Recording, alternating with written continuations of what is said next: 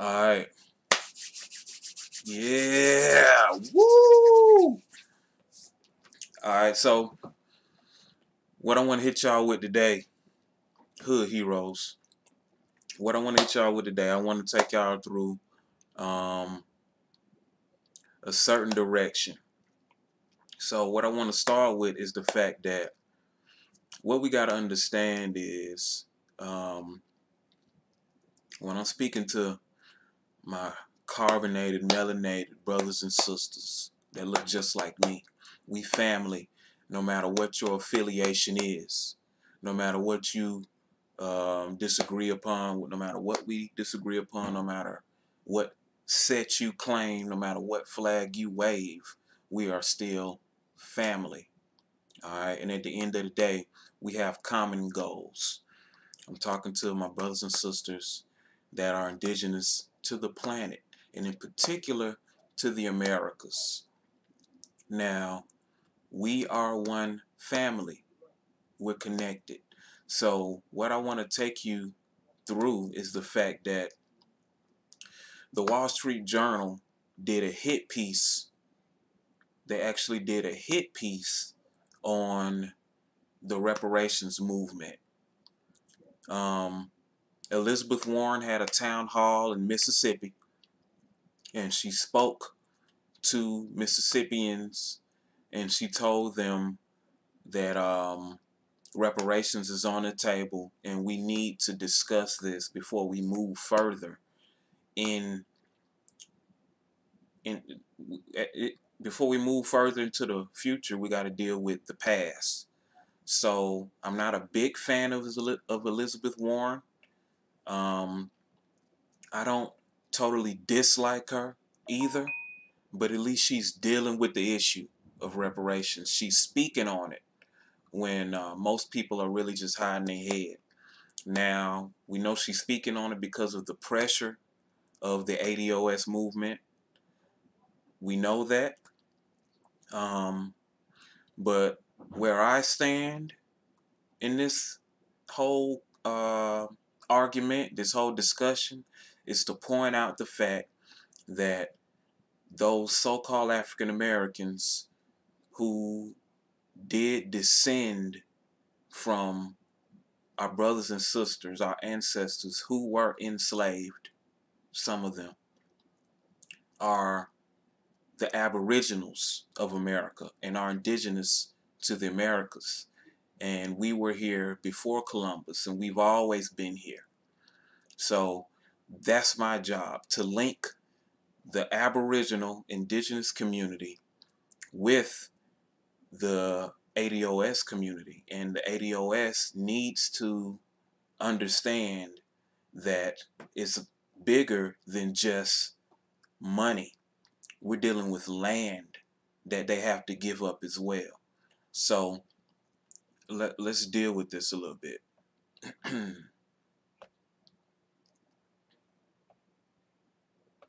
So let's start here with Elizabeth Warren. So we got to understand that the Wall Street Journal has no place to speak on reparations unless they're apologizing for it. So this is the Wall Street Journal opinion piece, and they actually had 2 articles dedicated to reparations. So let's go through this one quickly. It says Elizabeth Warren isn't qualified to teach history either. So this is written by James Freeman. So what I want to do, I want y'all to understand is that elephants can be taken down by ants. What I mean by that is, through the internet and social media, we have the ability to take down elephants if we move like ants. Why are elephants afraid of ants? Because ants are mobile, it's many of them, and they just don't like how they move. They can't be stopped. It's hard to kill a lot of ants. They can just swarm you, take you over, and ants can take an elephant down. That's why elephants are afraid of ants, because of their fear of something small. All right, this beast fears small things. So the power of social media, we're able to move and take down something big, and the Wall Street Journal is one of those elephants. So let's discuss the elephant in the room. All right, so this is James Freeman. I'm pretty sure he can be reached through social media. Let's act like ants, and let's ask him some questions about Wall Street. So let's talk about this article. It says, trailing the Democratic presidential pack in opinion surveys and fundraising, Senator Elizabeth Warren is urging Americans to consider a new redistribution of wealth. The basic idea is that federal government will apportion among the citizens living now the historical guilt for heinous acts committed by people long dead against other people long dead.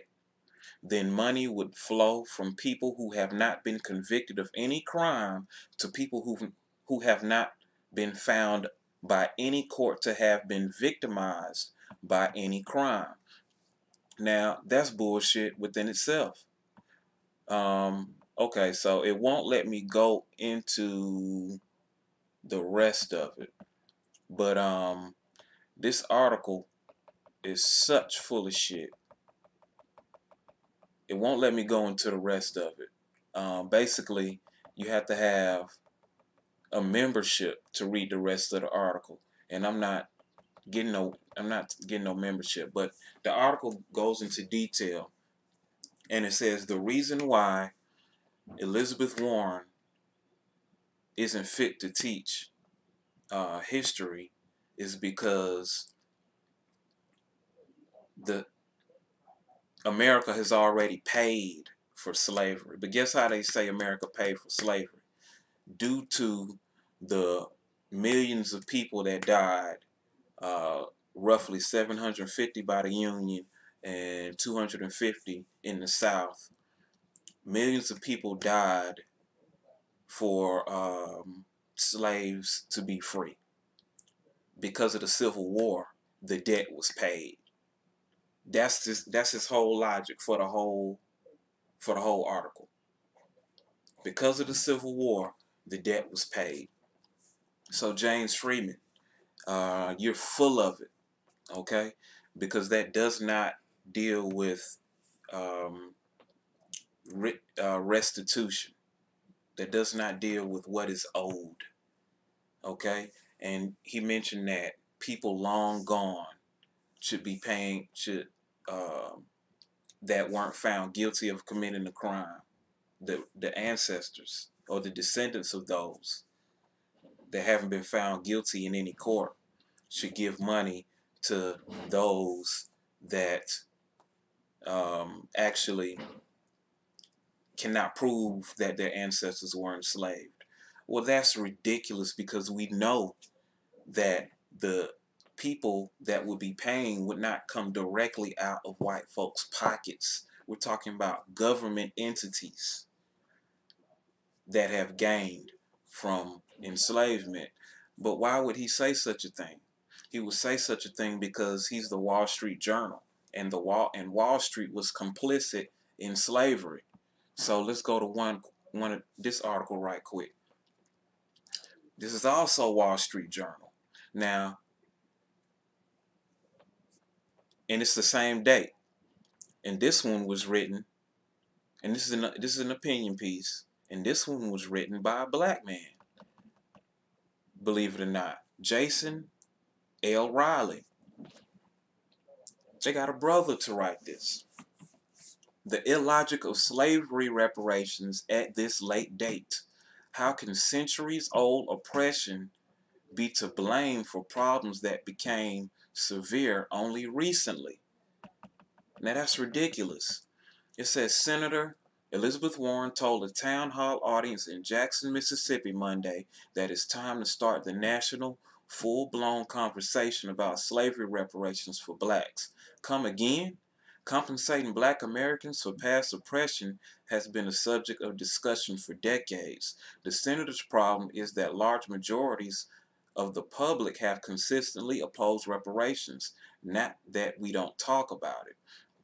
So, and it won't let me read the rest of that because it wants to bait you and get into getting a subscription. Now, the problem with that is it says most Americans are against reparations for blacks. Just because most people are against it doesn't make it right. If slavery was voted on at the time, slavery would still be in effect because white folks would still agree with slavery. White folks agreed with slavery. The majority of white folks agreed with slavery. So if slavery was something that was voted on, it would still be in play. So you can't go by whether folks agree with it or not. Folks still agree with slavery. So when you're dealing with crimes against humanity and just straight right and wrong, you can't take that to a vote. Right is right and wrong is wrong. And there's a such thing as restitution that needs to be paid. Now, would they be having this conversation with Jews? No, they would not. They're okay with Jews getting reparations. Bernie Sanders is okay with Jews getting reparations. All right? But he's against blacks getting reparations.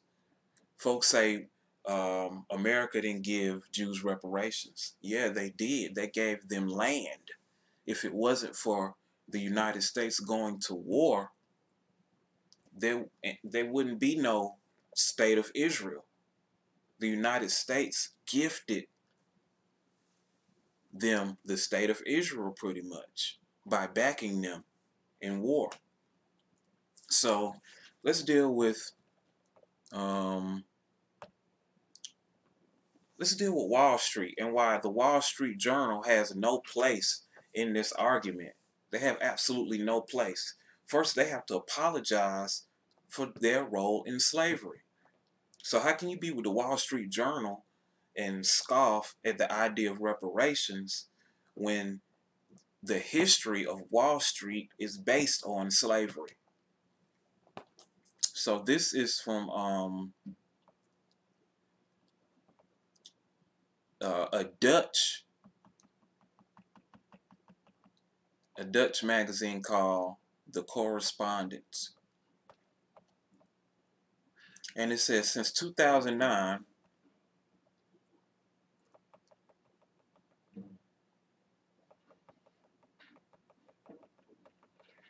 it says, under Wall Street lies the legacy of slavery. High time for a tour. So it says, the Dutch are pretty proud of founding New York. In 2009, the Netherlands and New York celebrated their 400-year history with myriad events, festivals, and parties. Wherever possible, organizers emphasize shared values like freedom, tolerance, and equal opportunity. Values the Netherlands is often given credit for coming up with. But the story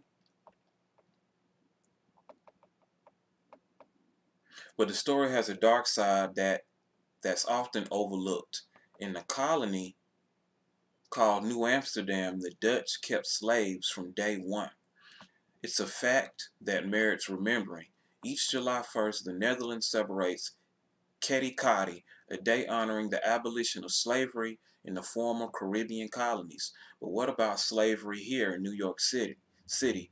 Join me on a tour of modern-day New York, as I look for traces of the city's buried past. Wait, there was slavery in New Netherlands? It's true that slavery was banned within the borders of the Dutch Republic, but it was common practice from the beginning at the trading post of New Amsterdam, controlled by the Dutch from 1624 to 1664, a year after the Dutch India Company established the settlement in 1625. 11 male African slaves, likely from Angola and the Congo, were captured from either a Spanish or Portuguese ship and brought ashore here. Now, we're going to deal with whether they were African or not in a minute, but let's keep going. Back in the Netherlands, few people were interested in going to the new colony with its harsh conditions to make the land habitable and set up a trading post. So, who was going to build the planned fort, the market, the houses, the churches, the hospital, the school? Colonists came to New Netherland from England, France, what is now Belgium, Norway, Ireland, Germany, and other countries, but they were too few in number. So the captured slaves and soon others were put to work cutting down trees, clearing land, building houses, and laying roads. So you mean to say that 11 slaves did that? 11 slaves from Africa did all that? They cut down trees, cleared land, and built houses and laid roads? Come on now. New Amsterdam slaves played a key part in constructing the city wall along present-day Wall Street. Female slaves brought to the colony a few years later worked mainly in private households. The ranks of enslaved people continued to swell. By around 1630, there were 100 slaves living in New Amsterdam, making up a third of the population. In 1664, the arrival of 290 Angolan slaves, double their numbers at that point. A quarter of New Amsterdammers were slaves. Now, let's see. Hold up. Hold on 1 second.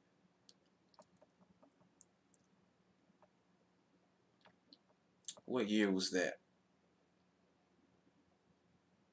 So, by 1630, there were 100 slaves.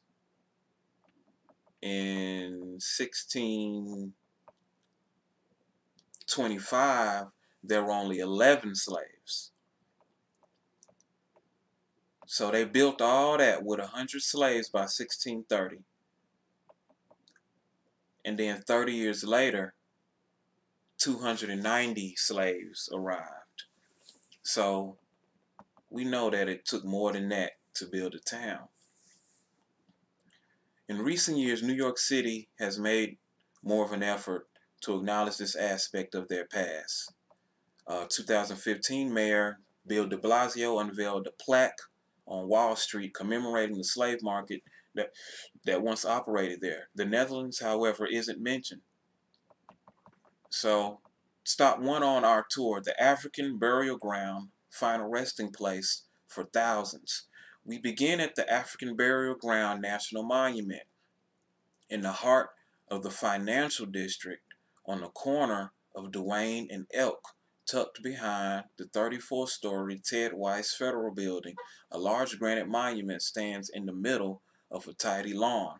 The memorial pays homage to 15,000 to 20,000 slaves and free black New Yorkers buried in the 17th and 18th centuries in the area bounded today by Duane Street, Chambers Street, Lafayette Street, and Broadway, a cemetery 22 times the size of the lawn I'm standing on. According to historians, the English founded the Negro Burial Ground, as it's called on historical maps, in 1690. They did so because free black New Yorkers and slaves weren't allowed to bury their dead in the city's main cemetery. So the fact that they call it a Negro burial ground is important. But the English got the land from a Dutch colonist, Saren Roelofs. She received it as a thank you gift from Peter Stuyvesant, as in Bedford Stuyvesant, live from Bedford Stuyvesant, the livest one, representing B-Town to the fullest. Okay. The Director General of New Netherlands, for serving as an interpreter in negotiations with local Indian tribes. Okay, under recently, the African burial ground's existence was known only to specialist historians. It wasn't until builders broke ground on the Ted Weiss Federal Building in 1991 and uncovered hundreds of graves that New Yorkers and the rest of the country began to hear about. The discovery made it clear that slavery hadn't been confined to southern states, but had been entrenched all over the U.S., even in liberal cities like New York. It also showed that enslavement occurred on a large scale, existed from the beginning, and was facilitated by the Dutch. A sign of the site contains a single reference to slavery's Dutch origins in New York, stating that Africans were brought to the Dutch colony of New Amsterdam from various regions with different cultures, religions, and languages. Now they're saying Africans, but they weren't called Africans at the time. They were called Negroes. So stop two, Greenwich Village, home to numerous slaves. So this article, I got it in the link. You need to check it out. But it goes on to talk about how there were black people, Negroes, buried all under the city of New York, and there was some. Basically, New York is built on a giant burial ground. Now, what's odd about the burial ground is that they said that, okay, let's talk about, this is the Harlem African burial ground. It's where free black New Yorkers and slaves who were laid to rest until the 1850s. Today, the old 126th Street bus depot is all that marks the spot. The cemetery belongs to the Low Dutch Church of Harlem, built by colonists in 1660. The first archaeological dig began in the summer of 2015. Under the depot's concrete floor, researchers found 140 bones, fragments, and one intact skull, likely that of a woman of African descent. The remains prove that African Americans made up part of the Harlem community from the beginning. Until recently, their presence in the early years and the part they played in the colonial community were hardly acknowledged. The influx of African Americans into Harlem in the early 20th century is usually considered the beginning of black influence in the neighborhood. But no, that's not true. Blacks have always been in New York. They've always been in New York. So this is a good article. It goes into the history of New York and the fact that it's burial ground all under the city, including Wall Street. So Wall Street, you have no right to speak. You have no right to speak on slavery reparations not being realistic. The Wall Street is to blame. Wall Street is actually to blame for some of the slavery that took place. Now, let's deal with this article right quick. Let me turn up the size right quick.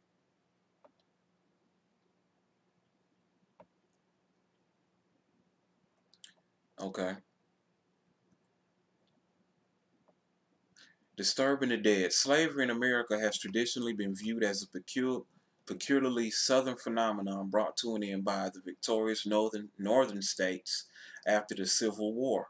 In 1991, in downtown Manhattan, an 18th century burial ground containing the remains of hundreds of African slaves was uncovered during excavations for a new office block. The first body turned up in June 1991. Others surfaced in September. The count totaled 13 by early October, as excavation for the 34-story federal office building in New York, Lower Manhattan, inadvertently unearthed the remains more than 20 feet below ground level. Forensic examination identified 5 of the 13 remains of men, 1 of those as women, 4 of those of adults of undetermined gender, 2 as those of children, and 1 of those as an infant. The remains appear to have been buried in coffins. Hexagonal shape of most of the burial boxes remain clear, imprinted in the soil, and as the wood rotted. Coffin nails shroud with pins. So it goes on, it goes on, it goes on. It says 4 gilded brass buttons with Royal British Marine anchors and cable insignia lay with the skeleton of one of the men. By December 1991, the problem facing the Federal Services Administration, who were supervising the site, had grown as further excavation revealed a larger find. Indications suggested bodies stacked at least 3 or 4 deep. 93 skeletons had been identified, and at least another 70 bodies were close by. The Negro burial ground. Almost all of the skeletons proved to be African American.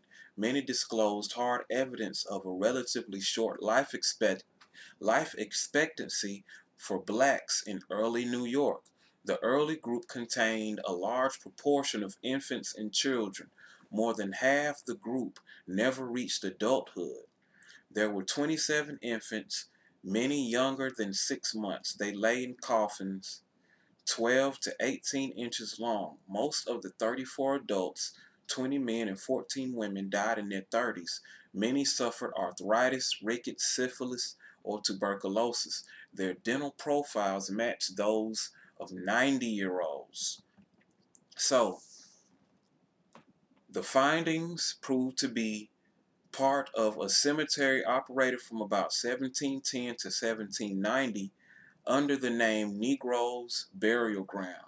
In the end, construction at the federal building site unearthed over 400 skeletons. Historical documents marked the site unmistakably. An extant 1755 map known as the Marciac Plan showed the site clearly. It lay at what during the 1700s was New York City's northern western edge. So why didn't the Wall Street Journal mention that Wall Street is built on a giant slave mound? Why didn't they mention that it's built on a giant Negro burial ground? They didn't mention that part. So that's what I'm saying. The Wall Street Journal, y'all need to roast their ass. Be like the little ants and attack the Wall Street Journal and go at these writers. Go at these writers that are talking this reckless talk that's saying that slavery and reparations is illogical. They would not be saying that about the Jewish Holocaust. They wouldn't be saying that. So it says that most of the people in the burial ground died in their 30s, and many suffered from arthritis, rickets, syphilis, or tuberculosis. Now, common sense. They said that these were Africans. If these were Africans, why are most of them dead in their 30s? When your 30s is peak prime, your prime time for being enslaved. Why would they be dead at 30? They say they suffered from arthritis, rickets, and syphilis or tuberculosis. Okay? Why would they grab slaves that was suffering with arthritis and rickets and syphilis and tuberculosis? Why would they grab the unhealthy of Africa? I thought the whole thing was slavery was expensive. It was an expensive trade. So why would they waste their time getting sickly slaves? It doesn't make any sense. What happened was these were the sickly indigenous Aboriginal Americans that they were no good to the colonizers, so they murdered them. This is genocide. they basically wiped out the sick of us. So the unhealthy ones that couldn't bring anything to the table, they wiped them out. They murdered the sick. This was the Negro burial grounds. Because why would they just kill infants when those infants would grow up to be profitable slaves? They did that because they was wiping out Indians, wiping out tribes, and they threw them in this Negro burial ground. So that's what this article goes. It goes into the detail of the Negro burial ground. You know, it's real extensive. It's real good. So that article is in the link. Now, what I want to discuss is the fact that, just to go into detail, see, the important thing that we got to deal with, we're having this argument about reparations, okay? And ADOS, they neglect the fact that we're indigenous to this land, but you can't separate the indigenous paradigm with the ADOS movement, because we were already here. Now let's take a look at this article, because it's got to be stated. It's got to be stated that there were Indians that were enslaved.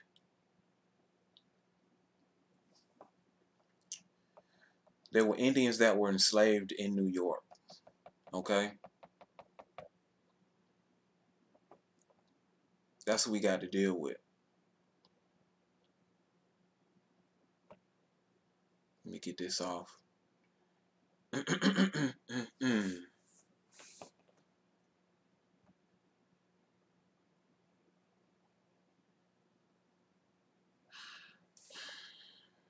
Let me get this off.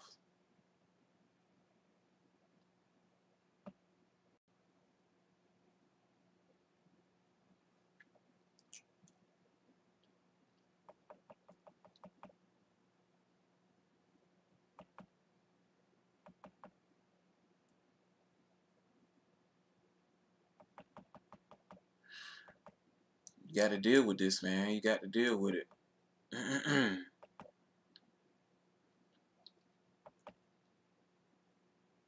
Okay, the name of this article is,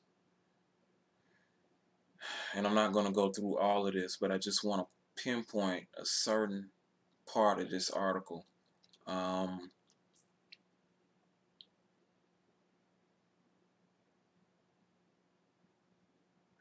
This is the Native Heritage Project, and this is Indian slavery in New York.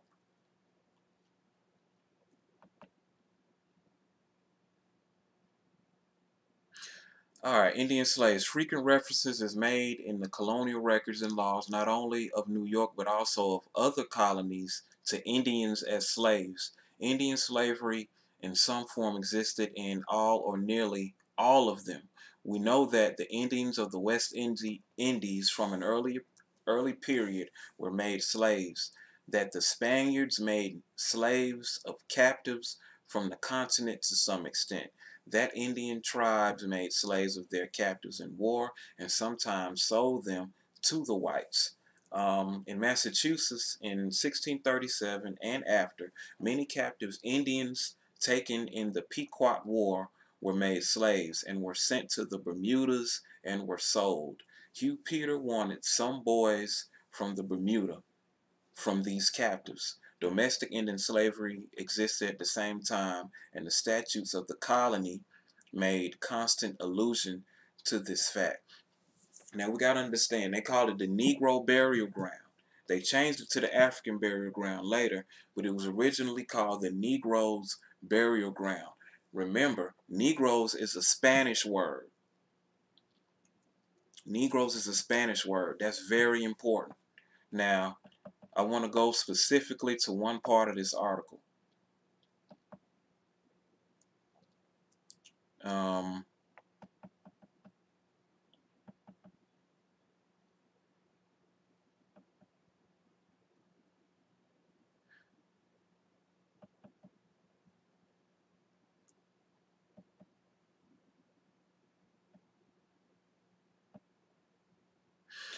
it just goes through examples proving that it was slaves in New York.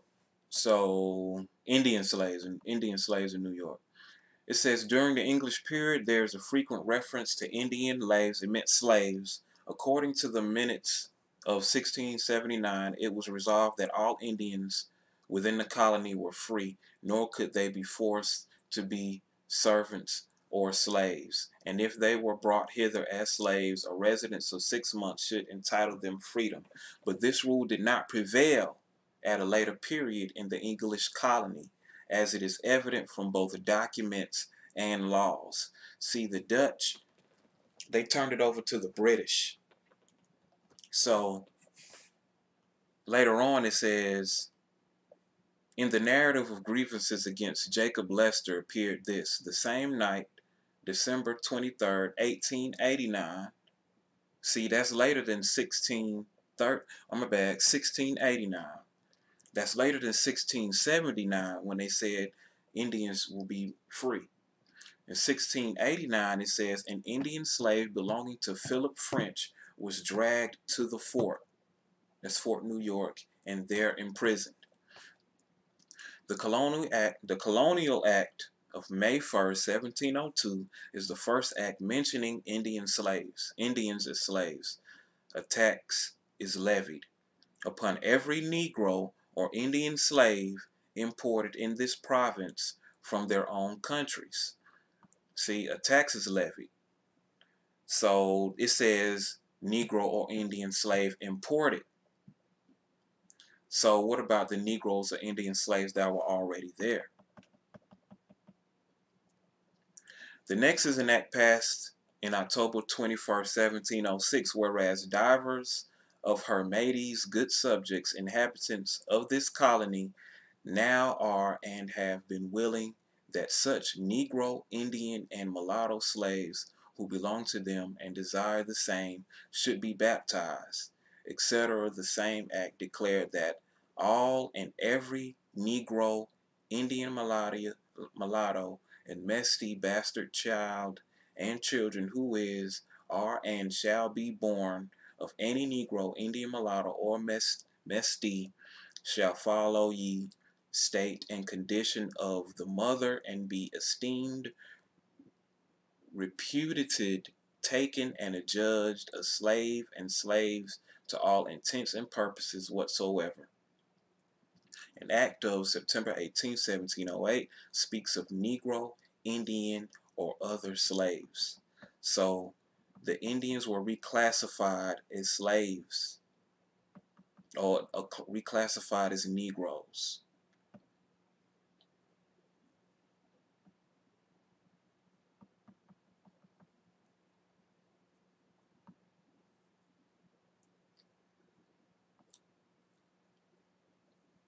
So this goes deep into just the fact that Indians were enslaved in New York.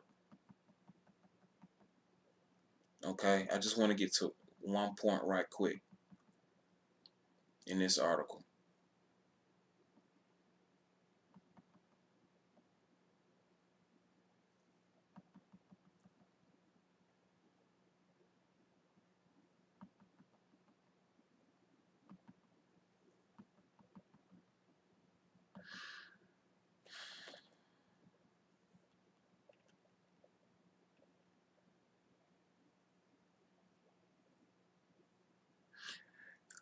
They, Indians, have so long been recognized as slaves in our law that it would be as great a violation of the rights of property to establish a contrary decision at the present day as it would in the case of the Africans, and as useless to investigate the manner in which they originally lost their freedom.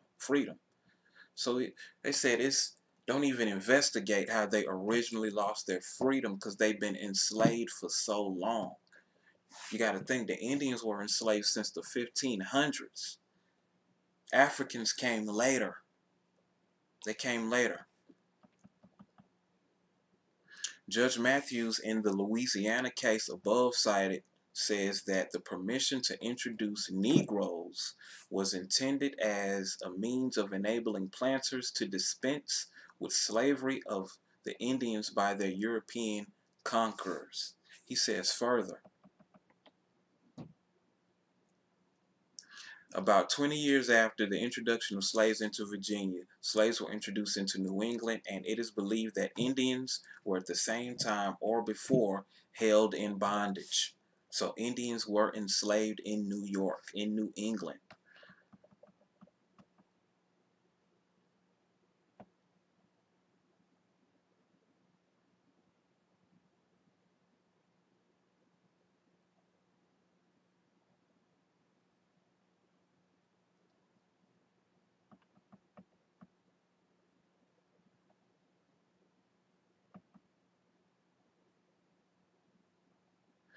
Okay. In the case of Gomez versus Bonneville in Louisiana, 1819, the court said, but the descendants of Africans are not the only subjects of American slavery. The native Indians have also been enslaved, and their descendants are still in slavery. And that was in 1819. 1819. Okay? So, all of these citations are showing that Indians were enslaved all over the country and also in New York. These citations, it is true, do not conclusively prove that Indians were ever enslaved in New York, but do show that it was a common custom in the colonies to hold them as such. Presumably, the same custom prevailed in New York.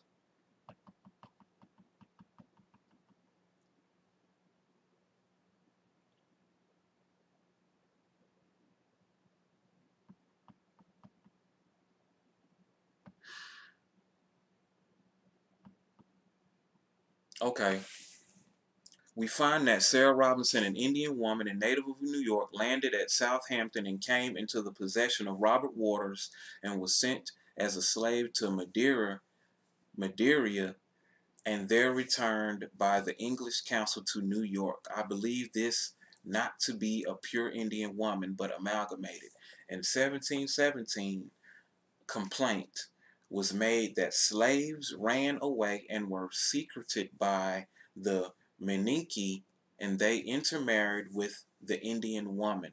So that's another example where they say Indians hid, or Africans, slaves hid with Indians. Just like the Moses story in the Bible. How can Moses, who was a Hebrew, hide with Egyptians if they didn't look alike?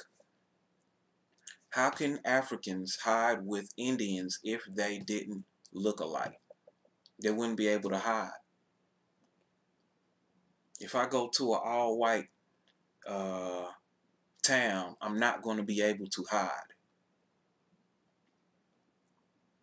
On all the evidence on the subject, however, it is safe to say that Indian slaves were owned in the colony of New York. At one period, they were probably Indians imported from the West Indies and Brazil. At another period, Spanish Indians were slaves. Some Indians, especially Indian women, voluntarily became servants of slaves. The children of free Indians and slave mothers of African blood were slaves, following the conditions of the mother. It is highly probable that Indian slave captives of the adjacent warlike tribes where some of the weaker tribes contributed in various ways to the number of Indian slaves.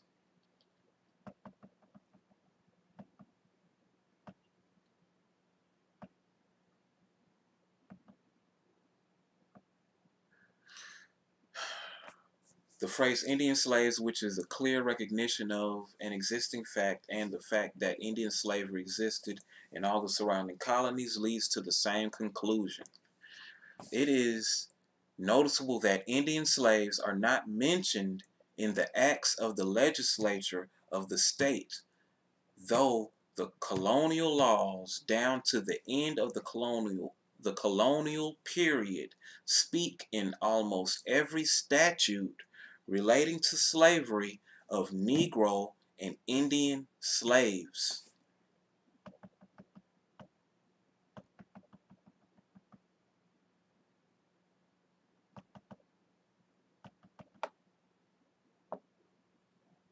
Alright, so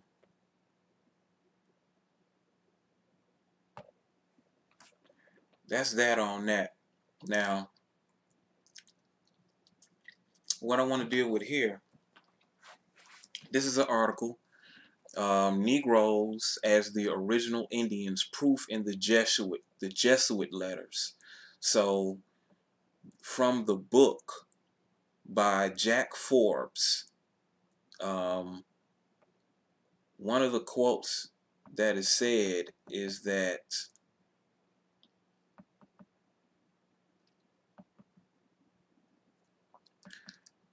from 1549 through 1565, the letters of the Jesuit missionaries in Brazil, usually addressed to colleagues in Portugal or Spain, frequently refers to the Americans as Negroes.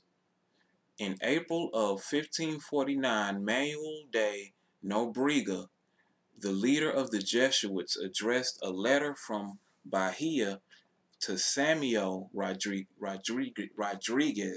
in Lisbon, in which he refers to the Portuguese in Brazil as living in sin because they're having many negras and lots of children by said black women. Thus, the Jesuit father called the American women living with Portuguese men negras, a term which, according to Leet, could not have denoted people from Africa because in 1549 there were few or no African women in Bahia. Nonetheless, Nobrega used the word Indio. What does Indio mean? Indio comes from the word indigo, and indigo means blue-black, or blurple, as we like to call it. That's what indigo is, a bluish, purplish tint. That's where the term Indian comes from. The purple, the bluish, blue-blackish people of America. That's why they called them Indio. When Africans are referred in the Jesuit letters, they are always called Negroes de Guinea, blacks of Guinea, to distinguish them from Negroes de Terra, which means blacks of the land or Americans. So you have Negroes de Terra, blacks of the land or Americas, or Negro de Guinea, which is blacks of Guinea. So there were Negroes that were indigenous to the land. So this is also in the link.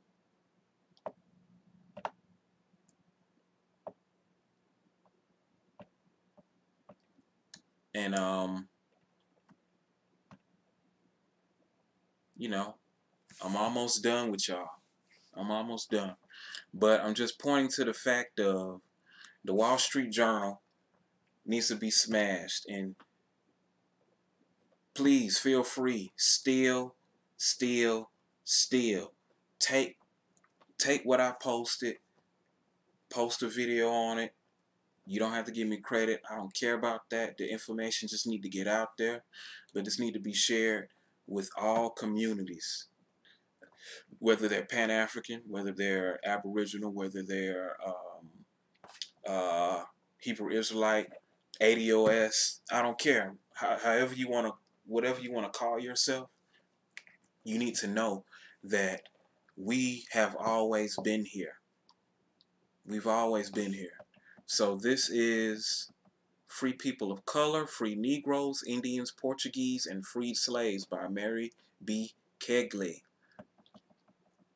So she did a book called Free Negroes, Free People of Color.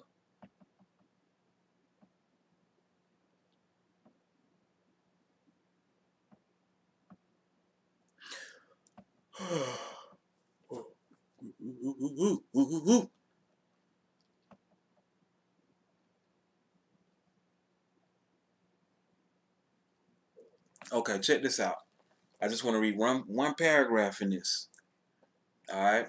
The exact number of Indian slaves is impossible to determine anywhere, but this was especially difficult in the South because Indians were often classified as Negroes. Ooh, let me read that again. The exact number of Indian slaves is impossible to determine anywhere, but this was especially difficult in the South because Indians were often classified as Negroes, and there was great treachery and betrayal by whites who refused to give up the Indians, claiming that they were Negro slaves instead. That's paper genocide. We were reclassified as Negroes. They were recognized as property and were openly bought and sold and could be transferred by will or as a distribution in connection with an estate. Several examples are mentioned in this publication. All right? So that's all I got to go into on that. All right, now I want to touch on slavevoyages.org, because not only does slavevoyages.org speak on the transatlantic slave trade, but it also speaks on the intra-American slave trade. So we got to make the distinction. Let's talk about understanding the database and why they don't even know who came from Africa and who came from America. They don't even know. So they came up with a methodology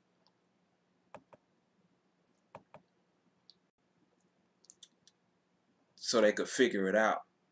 So this is the methodology on how they came up with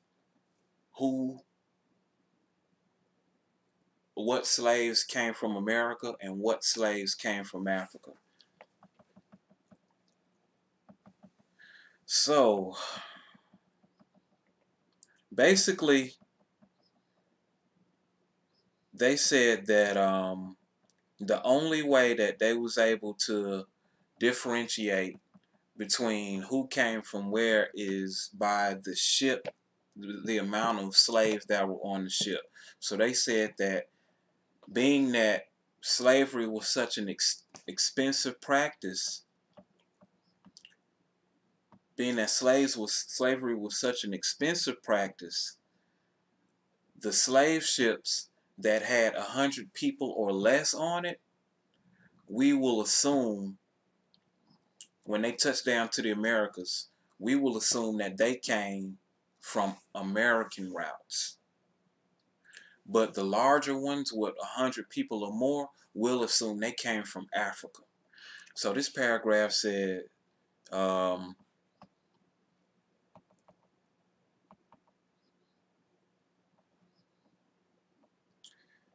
it is the bottom of the paragraph says, it is imperative to use both the transatlantic and the intra-American databases in order to examine the volume of routes of this traffic, as well as the origins of African and African descended captives. The same is true for many colonies in other empires that were not the primary centers of slave exploitation. In the British case, for example, the transatlantic slave trade supplied most of the captives to the major plantation zones such as Barbados, Jamaica, South Carolina, and Virginia. But smaller colonies and those lesser dependent on slave labor tended to draw significant numbers of enslaved children, women, and men from intra-American routes of forced migration. As a result, those studying New York, the Bahamas, Massachusetts, or British Honduras will find as much more relevant information in the intra-American as the transatlantic slave databases, saying that New York, the Bahamas, and Massachusetts, and the British Honduras got slaves from America, because that's where the Dutch were. Alright? So it says some bullshit about most of the slavery going to South Africa or going to South Carolina were made of Africans, but we already know that the majority, more Indians that were enslaved left Africa, left South Carolina, then arrived from Africa.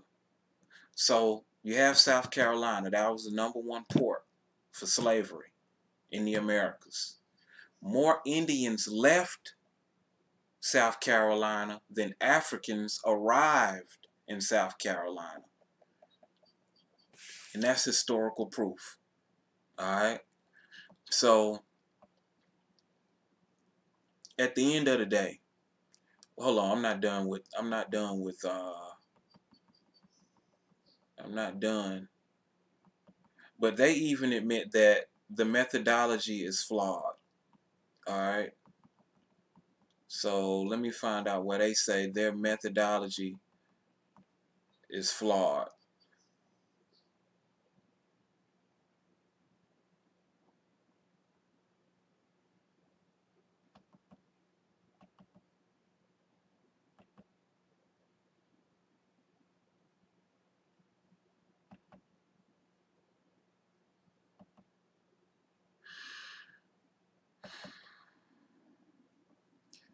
So yeah, I ain't gonna worry about that, but I am going to go directly to the data, right? So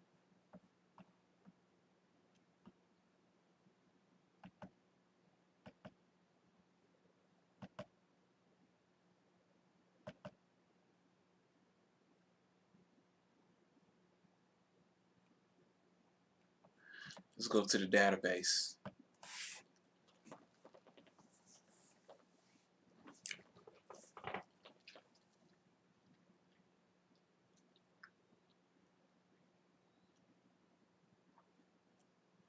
So what they did is slavery didn't really take hold. The African slave trade, it didn't really take hold to the 1800s.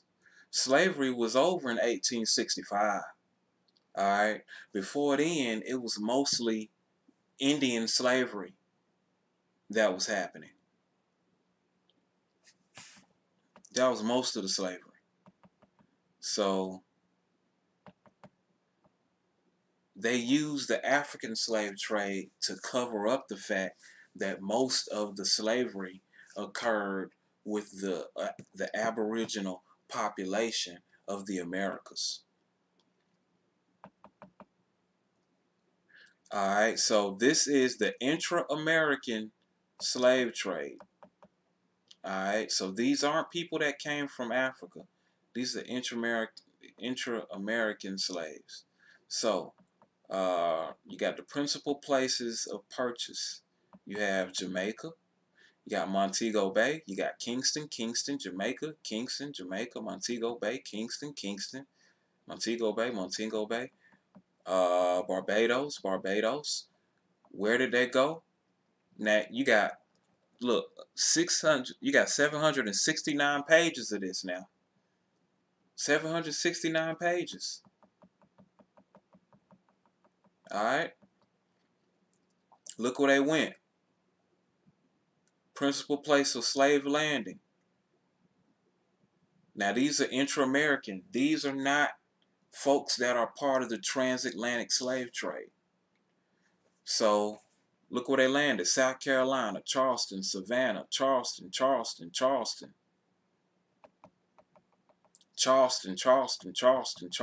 Brunswick, Charleston. That's where they landed. They landed in Charleston. All right. Remember, more Indians left Charleston than Africans arrived. So, like I said, it's just 600, and that's 769 pages of that. Let's go to the 769th page.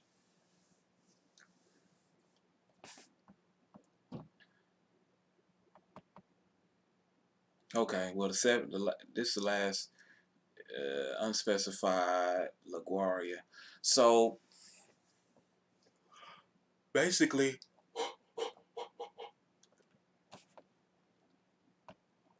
you're gonna have to take your time and go through. You gotta take your time and just go through this. But this is the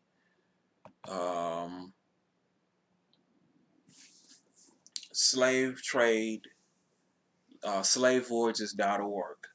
It has a transatlantic slave trade portion, and it has an intra-American slave trade database as well.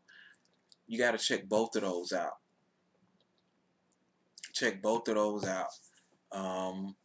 But it's bullshit on both sides because they not really sure either way. Their way of justifying it is say, okay, we'll say the ships that have less than 100 people, we'll say they're intra-American. We'll say that. That's not logical. It's not logical at all. You know, so that's what about the I mean, who's to say that they didn't load boats with Americans that had more than 100 people? Who's to say they didn't do that? So for them to make that guess, that just shows you that the methodology is off. So lastly, I want to take you out with this view of ODB, and then I'll close. But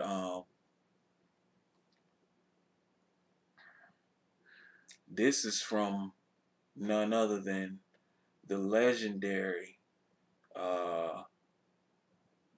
ODB right here, and he's speaking on his indigenous lineage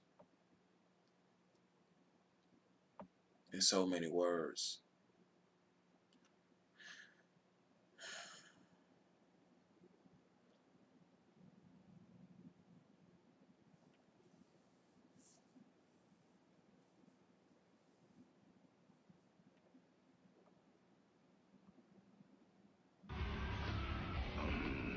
My name is ODB. I'm here down with Howard Stern, and we down with this together.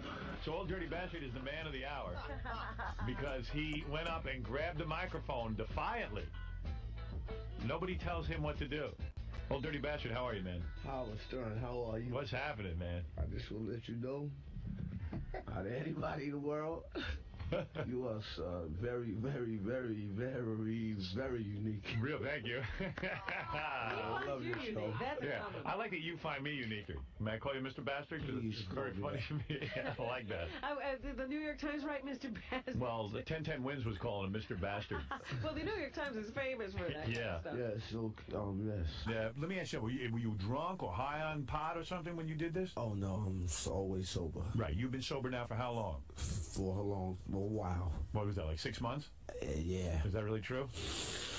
Yeah. You're telling me you're not on anything? No, I'm not. I would have sworn you were. Not at all. Really? You look like Really? Not at all. you look like you were chilling in some rum and coke. I No. could have. I see. Last night when that happened, I said, "Whoa, is he high?" Really? Ooh. Well, no, not at all. I only drink water. That's the only thing I drink. Really? Yes. Because you had a drinking problem for a while or something? Well, it wasn't really. It's just the Indians don't really get too along with the firewater. The Indians don't really get too along with the firewater, and you know. Are you an Indian? Yes. Are you an Indian?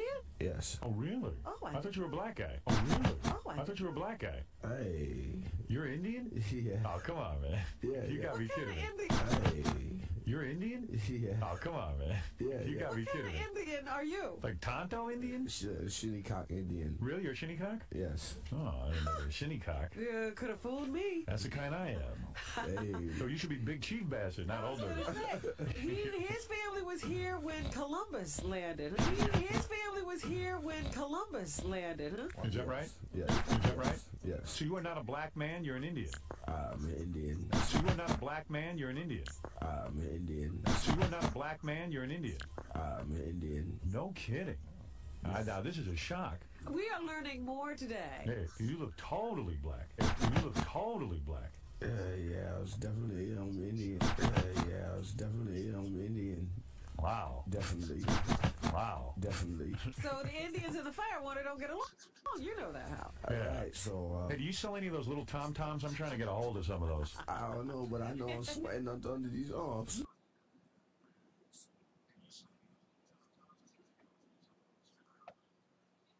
So yeah.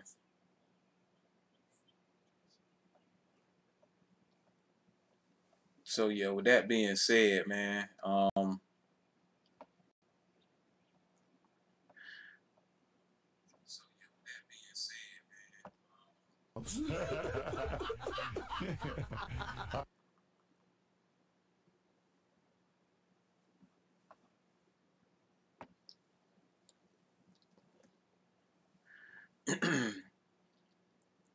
like I said, this is warfare, right? Now, like Indian ants and elephants, we have the ability to take down these major corporations by being anonymous ants. We have that. Hold on, hold on, hold on, hold on, hold on, hold on, hold on. Hold up, let me. So Old Dirty Bastard is the man of the hour. Hold up, hold up, hold up, hold up, hold up, hold up, hold up. Because he went up and grabbed the microphone defiantly. So, yeah, like I said, we got the ability to wage digital guerrilla warfare on the oppressor by, when folks step out there to make a claim, we can hit them with facts. The fact is, the Wall Street Journal has no right to speak on reparations unless they apologizing first. Because if they got Wall Street in their name, they're liable. You know, they have to they take on some of the liability. So Wall Street was built, in recapping, Wall Street was built on an indigenous black burial mound. So the Wall Street owes us reparations. So don't let them slide with that. When y'all see this, like this, share this. I'm just a small fish in a big pond, but we all can use this information, and if anybody can get this information to people in the ADOS movement with a larger platform, expose to them that reparations, the movement for reparations is being attacked by the Wall Street Journal of all people. They have no right to speak on the subject matter. All right. So regardless of what we're owed, the restitution that we are owed, we need to understand that regardless of what they do, we need to recognize ourselves as the aboriginal inhabitants of North America and South and Central, but America in general. We have to establish that on the record because we are owed restitution, not just monetary restitution, but we're owed land. So it's not about asking them what can they give us. It's about demanding what is owed. So whether a candidate comes out in support of reparations or not, that's irrelevant. We need to know who we are and the part that we played in the historical building of this nation and this planet. And the fact that paper genocide and reclassification is a crime within itself. That's a crime. When you steal somebody's culture, when you steal someone's birthright, that's criminal. That's a criminal act. And that's a part of the bigger picture that Wall Street Journal needs to understand. All right. So hit them writers up, the writers of those articles. Hit them up and let them know that the Wall Street Journal and Wall Street is not slick, and they're actually liable for reparations. So that's it, man. I'ma holler at y'all. Talk to y'all soon, man. Peace.